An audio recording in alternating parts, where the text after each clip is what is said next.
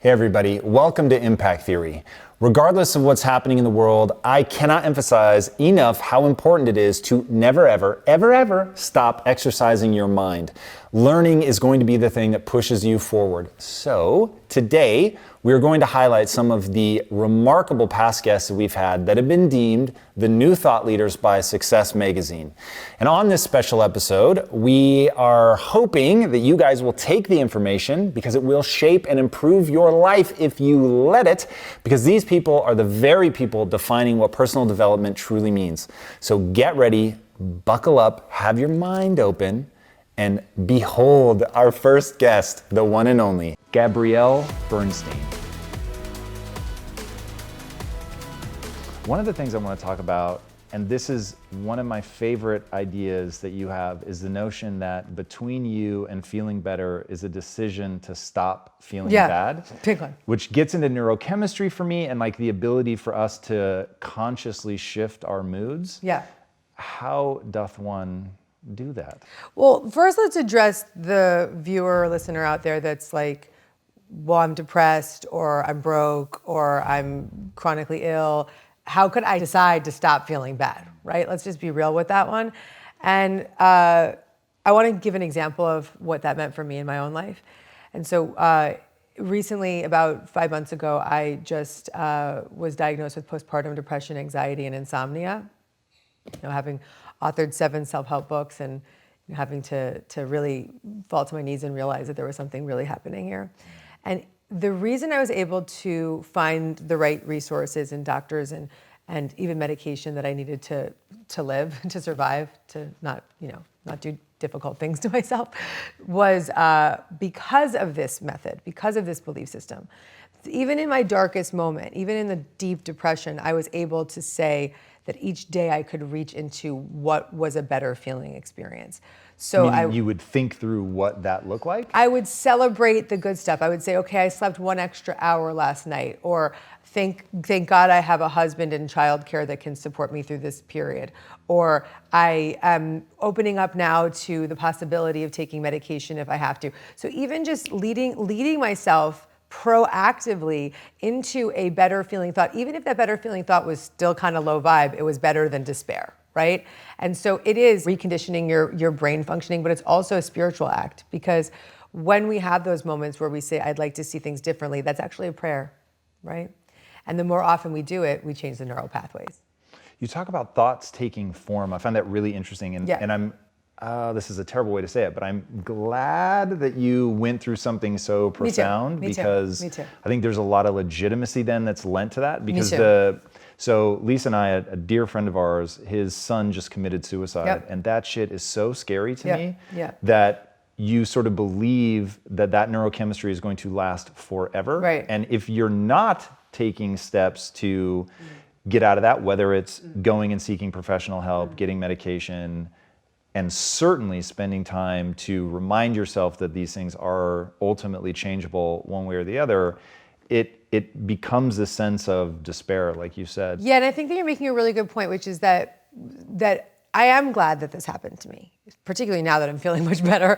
But I can look back and say, okay, that was divine work. That was intended. That was no accident.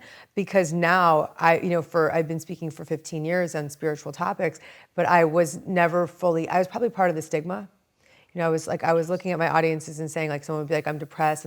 And I wouldn't ever in a million years say, get off your medication, or like, that was not my style. But I would say things like, well, you need to deepen your meditation practice. And there is actually a point where your meditation practice just doesn't work. And that was the case for me. It's like when you're dealing with a biochemical issue, your tools will no longer work. And that was exactly what happened for me. And I love that I can speak to that with authenticity. And I love that I can really, really look at mental illness with so much more compassion, understanding, and education than I would have had I not been through this myself. And to speak publicly about the fact that I had to go on medication right when I was about to launch my 7th self-help book, and that it saved my life.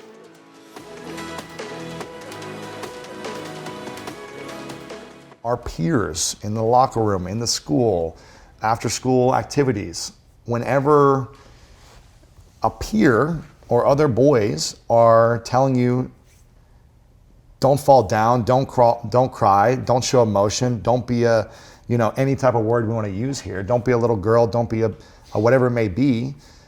All you want to do is be accepted in this little community of your peers when you're growing up. You want to be accepted. And if you stand up to the peers, your group that you're in, and you're like, you know what, I'm going to rise above this and I am going to show my emotions and I am going to cry, or I am going to not bully the other people like you're bullying them. I'm not going to laugh at that kid because that doesn't feel good.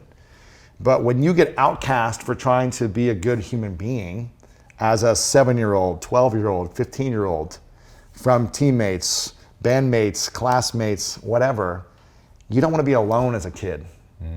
Feeling isolated as a child, from my mind, is the scariest thing, because that leads to depression, which leads to, drugs, alcohol, suicides, prison.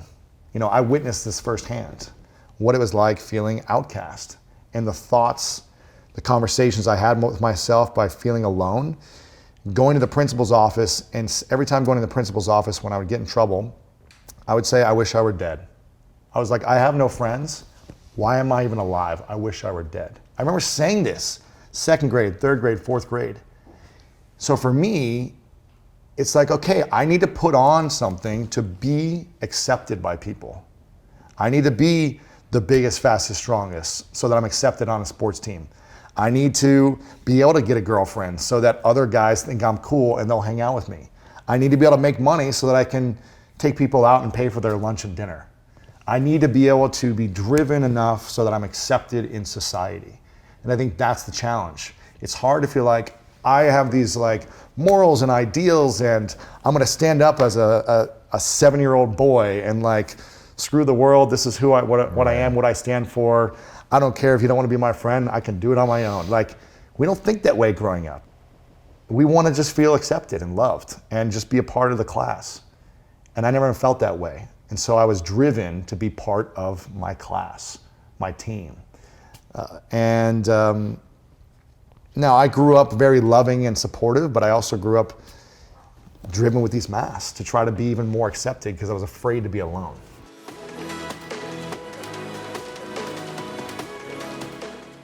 So how have you learned to read your emotions, to not just give in to them, and to have the same kind of high degree of consciousness around how you shape that as well? One, revisiting it a lot. But let's give a framework to what you're talking about, and then we'll drop into the emotion piece. I love that you keep saying it's simple. And for some people, they don't think that way. So it's not simple. So let's give them a framework. Number one, what we're really talking about here is contemplation. Really thinking through and using the power of thought of what you want, what do you want to be like, what are the skills you want to deliver, what's the service you want to offer to the world. Number two, the consistency of action to not only create that in your own body and your own mind, but start creating that result in the world. That's really important. Number three is courage, because it takes courage to put yourself out there and try to get a little better. It was even just laying in bed, visualizing myself doing something on stage that was way outside my boundaries of comfort, walk across the stage really fast, walk down to the audience and give high fives and, say something strong or, admit something or share something vulnerable. That's courage. That's scary. But the other thing is, I think that you and I have always had, which sometimes is undervalued, is we also had community. We had other people around. You had Lisa, I had Denise. We had people in our industry or our peer set who we looked up to or who we could learn from or who we could be like, this sucks, this is hard. And for me, coming back to your emotional element, that has been everything for me, community. Having people in my life who I can, when I'm on the road for X amount of time, or I'm dealing with a super hard client, or we're rolling out a leadership program to a Fortune 50 company, or I'm doing my first major deal with Oprah Winfrey Network, and I don't know what to do. I am so incredibly fast of asking people what to do. I'm also incredibly fast in sharing how I feel about it. Being like, I feel really awkward about this. I I'm unsure. You know, I'm having a lot of self-doubt. How would you deal with it? Like, I'm somebody who expresses his emotions all the time. My frigging tagline is bring the joy. Like, everybody knows that. Why? Because I want to make sure people know we're going to create this energy. Because emotion is not something you have, it is something you generate. Emotion can be an impulse, but feelings is our interpretations of those impulses over a period of time. And I said, I want to feel vibrancy, joy, love, connection, satisfaction, fulfillment in my life. So I'm going to learn to generate those emotions. How do you learn to generate the emotions? You read psychology. How do you learn to generate the emotions? You try. Like, you're just like, we're going to have date night tonight. I'm going to make it a fun night. I'm going to make it a fun night. I'm going to do things to see, can I make people laugh? Can I make people turn their lights on? You learn to control your own emotions and or deal with them in better ways as you decide to be a more mature person.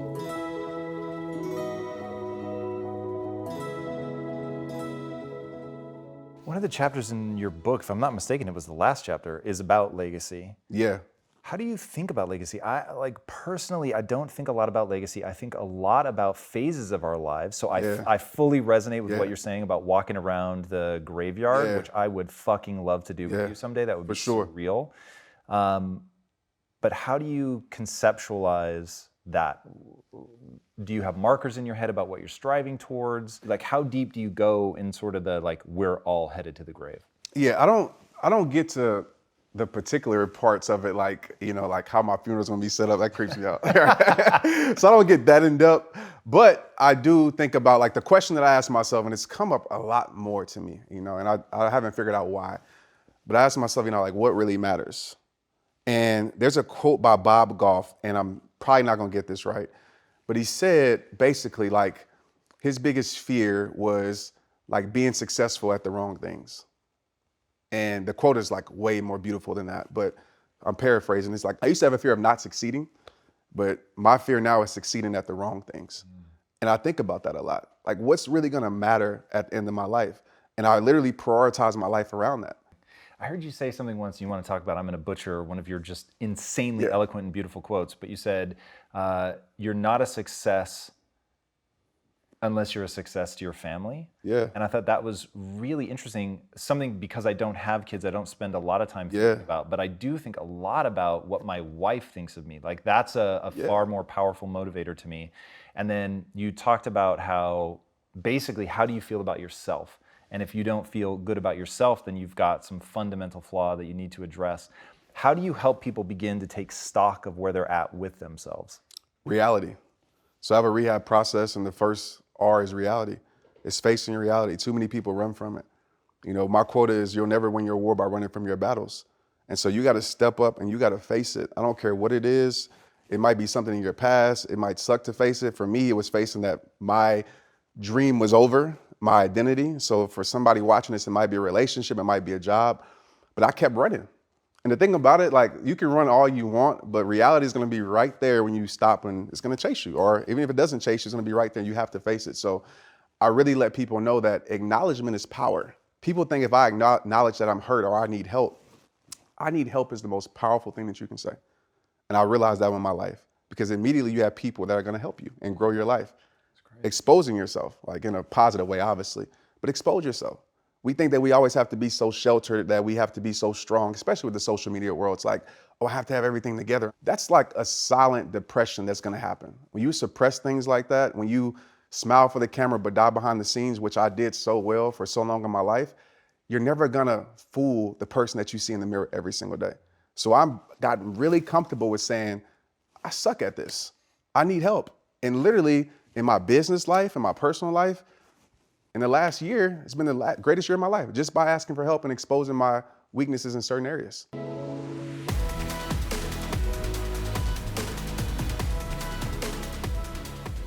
One of the things that I resonate so much with your work is your own ability to get through something, to walk through trauma, as you talk a lot about, and to help other people walk through trauma. One thing I think would be really powerful, I'd love to hear, like, the story about your brother is extraordinary. I'd love to hear how you walked through that. Yeah, so my older brother Ryan was paranoid schizophrenic, had severe depression that started, he was 3 years older than me, and I don't have a memory of him being sick when I was little. He was just my big brother, and but as I think about the time that he started to go through puberty was when it started to really manifest, and my parents tried everything, like every therapist, every doctor, and it just, for a myriad of reasons, just didn't work. When he was 17 years old, he shot himself. And I had gone into his room to ask him to give me a ride to school that day, and I found him. And that, you know, at 14, like that kind of trauma, I for years, I mean, I think the years after he died, I don't even have a very clear memory of, because it was so much weight. I had, and still do have some effects, but really severe PTSD from that. Terrified of, you know, any loud noise, still super sensitive to sound, and had really bad insomnia as a young adult. And all of these things that I didn't understand were the result of what had happened that day. And it was horrible. My childhood and family life was never good, but that decimated everything. I mean, there was nothing left of our family when that happened. I really destroyed both my parents, and have never recovered from that. And honestly, now that I have children, I understand. I don't know how you come back from that place.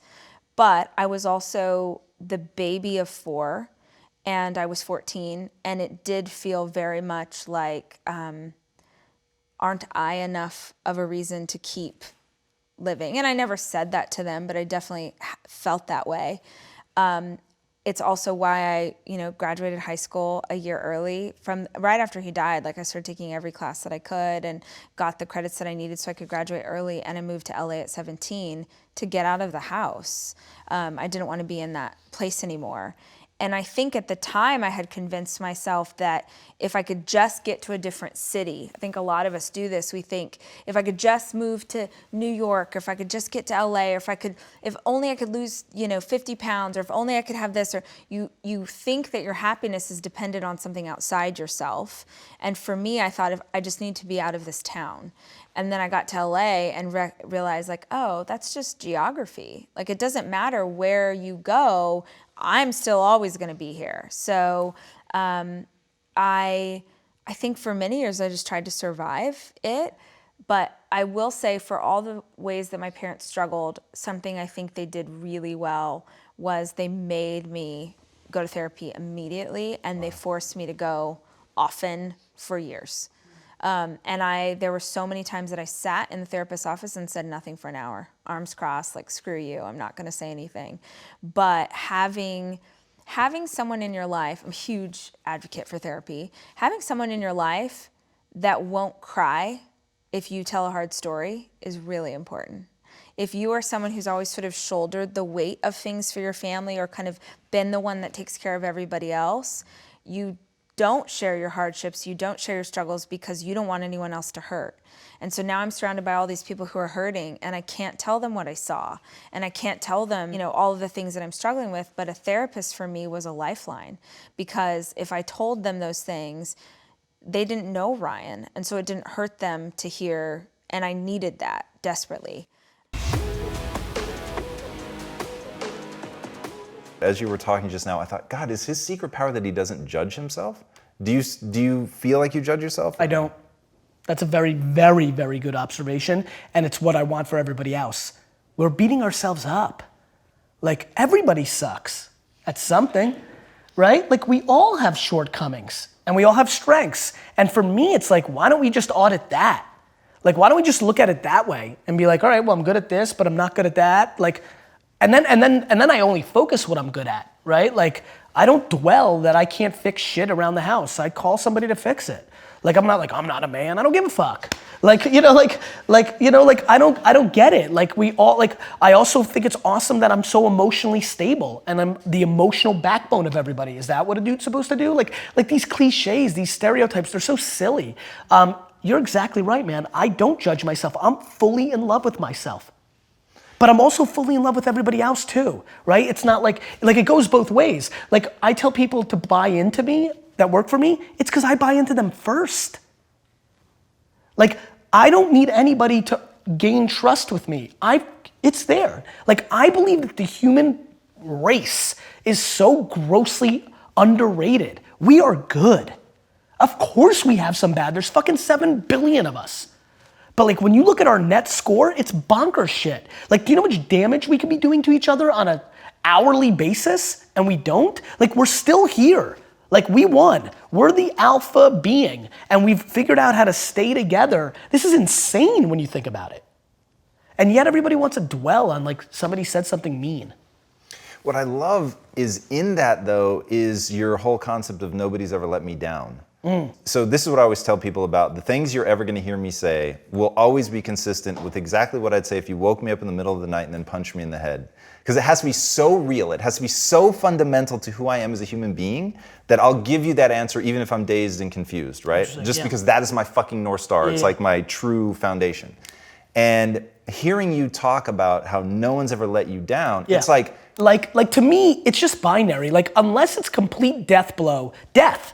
To me and my 17 people that I give a shit about, like everything else is super secondary. And let me tell you something, if you actually get into that mindset, it gets real good. Like everybody like makes these big deals out of things that just don't matter. It's perspective. You know, my selfishness comes from my selflessness. Like it's what makes me feel good. I see it in my mother. My mom is the epicenter to every single person in her life. Her sister-in-law, her cousins, aunts, everybody goes to her. That's her comfort zone, me too. Ask Gary Vee, like this is my comfort zone. Like I like this. Like I hate when people are like, what can I do for you? Like I say nothing. I don't want anything. I hate that feeling. I went into my family business because I felt like I owed it to like pay them back. Those are my parents. So if that's what I feel about them, what do you think I think about everybody else?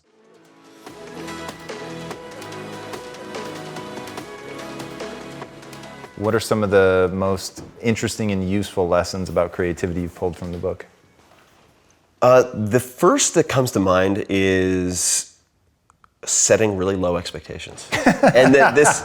And I'll tell you, not what I was expecting you to say. Well, not what a lot of people expect. And when I spoke to, say, Paulo Coelho, who's sold 100 million plus copies, The Alchemist, etc., you talk to Rick Rubin. So let me give his example first. When he has a musician who's stuck, great musician, but they've developed performance anxiety about songwriting for whatever reason, he will say, do you think you could get me one sentence or maybe 2 words that you like by tomorrow? That's it, 2 words. Can you do that for me? And he gives them a micro assignment. Best writing advice that I probably ever received, and I've received a lot of good writing advice, but I can get myself really wound up because I expect perfection to flow from my fingertips like magic, and that never happens. So then I beat the hell out of myself, and that makes me less likely to put pen to paper in the first place. I'll procrastinate, which is why if you write 2 crappy pages per day, you've won the day. That's a successful writing day. And that does a few things. It helps you to maintain enthusiasm because you're constantly winning. And of course, on many days, you'll write more than 2. You'll get to 2, then you go to 5 or to 10. But if you're on an off day, you write 2 crappy pages, even if you never use it, it's a successful day. And that, I think, for longer term projects and extended creativity is really important. But the story that this writer told me with that tip, he said, okay, this is where this comes from. Did you know that IBM, when it was the 800-pound gorilla, it was an undefeatable sales force? Do you know what one of their rules was? He's like, no. He says, well, what do you think their quotas were? And I was like, well, I'm sure their quotas were really high because they wanted to motivate their guys to get after it. And he goes, no, their quotas were the lowest in the industry. Wow. And the rationale was we don't want our salespeople to be intimidated to pick up the phone. We want them to feel like they're going to pass their quota quickly, which they did, and then they shot well past it and clobbered the competition. So the counterintuitive pairing of low expectations leading to higher performance is really odd, right? Well, so let's ask the obvious question then. Yeah. So, as somebody who's had a lot of employees at the height I had, over 1,000 employees, that feels dangerous. Yeah. And it feels dangerous, and I think I have my own answer, but it feels dangerous because some people, especially when an organization gets that big, they're looking for a place to hide, and you give it to them. Yeah. So I think that the winning combination is selectively low quotas on a daily basis with high expectations for metrics on, say, a quarterly or annual basis. So you're tracking the numbers, you want them to hit home runs, but it doesn't have to be one at bat.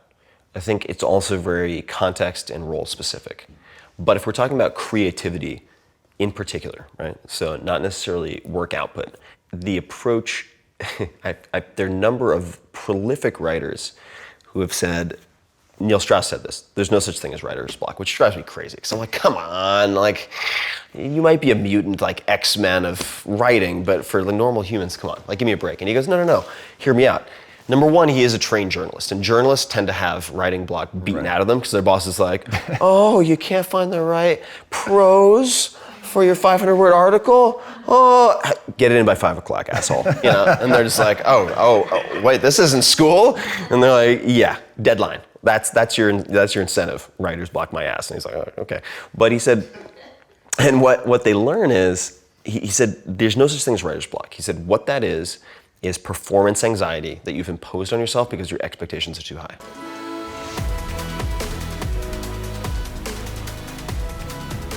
There are 3 questions that you get asked a lot. What are they? Ooh, the big one is, how do I find my passion? Okay, and you can tell me I need you to answer each one of them. Yeah. But if you want to run through what each of the questions are, and then we'll go back, or? Sure. Yeah, no, I'll just do them as they are. Perfect. So how do I find my passion? My simple model, which is the Dharma model. Dharma means eternal duty in the Vedic tradition. It's very similar to what Ikigai is being spoken about today, which is the Japanese version of reason for being. Why do we live? Where is meaning coming from? And it talks about an intersect of 4 areas. What am I good at? What do I love? What does the world need? And how do I get paid for it?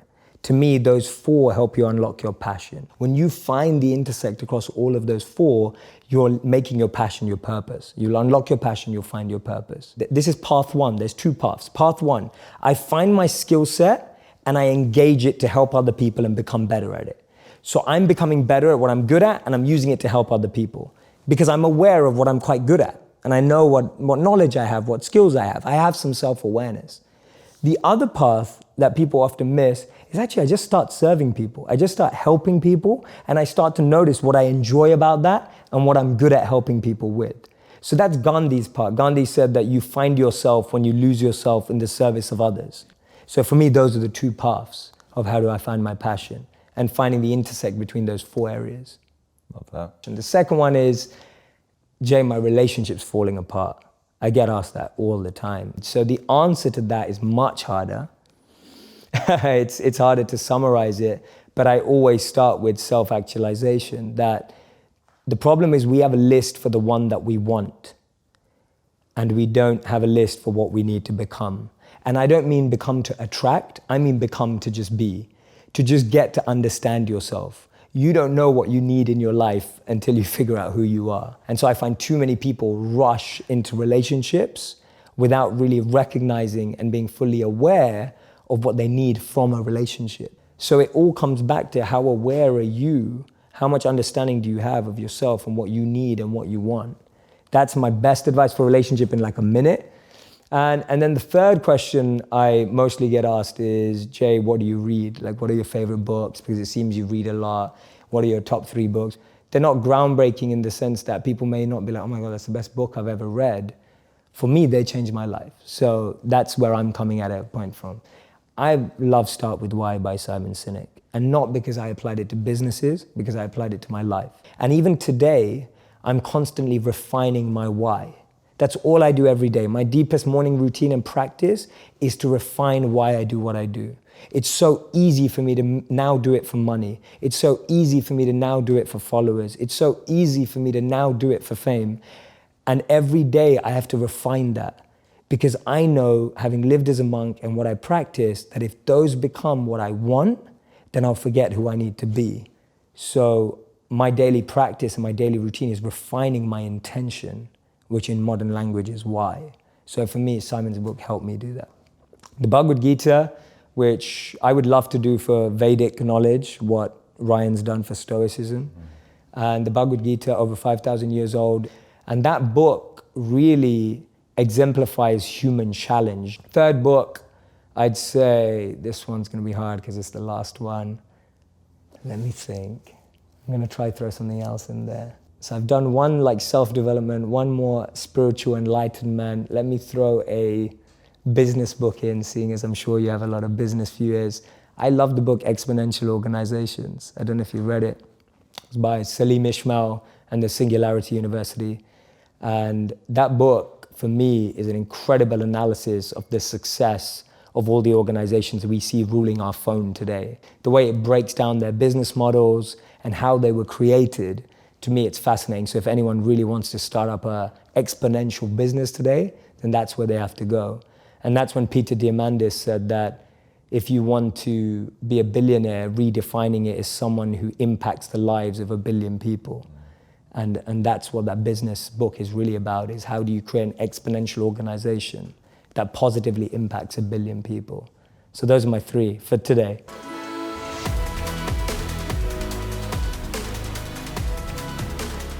Your book is full of just a ridiculous litany of amazing quotes, both from you and other people. And you had a quote about this, and you said, "Beliefs are the hidden scripts that run our lives." And that's one of those, if you could get people to really internalize the fact that right now, your whole life is being dictated by the beliefs that you have. Yes. How do you help people unwind those beliefs? How do you help them replace them with more powerful beliefs? Because that is like a layer of the operating system that is so wildly underappreciated. Yeah. That's almost always where I start with people. Yeah, it has to be, I think, for all of us. I think the first thing for us to go to is that recognizing that beliefs are a choice and every choice can be changed. Yes. So beliefs are a choice and every choice can be changed. Do people react like you're crazy when you say that? I haven't floated that out enough in a big enough audience to see people like, I don't believe it. I'm dying to know how people respond to this. Well, let's see. Because I really think people think that beliefs are recognition of truth. And that to try to change your beliefs is to try to deny the truth in some way. Well, I mean, for anyone watching who ever believed in Santa Claus, right? Like you believed things, I'm certain that, I know I have, like you believed things when you were younger, even if you weren't a child, if you were a teenager or you were a young adult, that now experience or wisdom or something has shown you, no, that's not actually the truth. Anyway, my point is this. We collectively have believed things both individually and as a society over time that we've changed our beliefs. So I think that that is proof positive that our beliefs are a choice and those choices can indeed be changed. Obviously there is the phenomenon known as confirmation bias, which is the brain's it tends to reinforce what we already believe and then ignore information consciously or subconsciously that doesn't match what we already believe, which is often why whenever we're having conversations about really delicate topics, like it could be about gun control or reproductive rights or race, and they just evolve so fast because people hunker down in their belief bunkers and they're unwilling to see another point of view. But I do hold fast to the fact that all beliefs are a choice and choices can be changed. And here's what else is cool. You know this because you're so immersed in the world of personal development. You're someone who is so committed to learning and growth. Over the years, I've read more personal development books than you can just shake a tree at. And oftentimes, part of the exercise is you have to go hunt down all of your limiting beliefs, right? So if you want to become this powerful person and be the best that you can be, you need to find every single limiting belief and then change it and do all these different things. Here's what I realized when writing this book. You actually don't need to do that. I have a time-saving tool because everybody needs to save some time and to make this really effective and efficient. If you adopt the belief that everything is figure outable and you take that on for yourself, you don't need to go hunting down all your limiting beliefs because that one thing is like the master key that handles everything below it. It's almost like flipping a switch in your consciousness where then everything else becomes possible. So let's say if you're like, oh, everything is figure outable, you bump into something in your relationship that feels like it's problematic. You're like, oh, I could figure this out. You don't need to go necessarily looking for all those limiting beliefs. You may eventually uncover them and that's cool. You can kind of clean them out, but you don't have to do all this front end work Adopt this one. It's like the master key, and it'll help you achieve anything you want for the rest of your life. This is not like hype. I'm dead serious on this. All right, guys, I really hope you enjoyed learning from these incredible individuals. I know I have taken so much away from them, and all of the amazing insights that they have to offer really will shape your life if you let it. Please never stop learning and growing. That is going to be your best defense in this time. It's also going to be your best offense. So never, ever, ever stop growing. Thanks for watching. And until next time, my friends, be legendary. Take care. Look at yourself in 10, 15, 20 years' time and ask yourself the question, is that where I want to be? And if the answer is no, then you need to find a new path.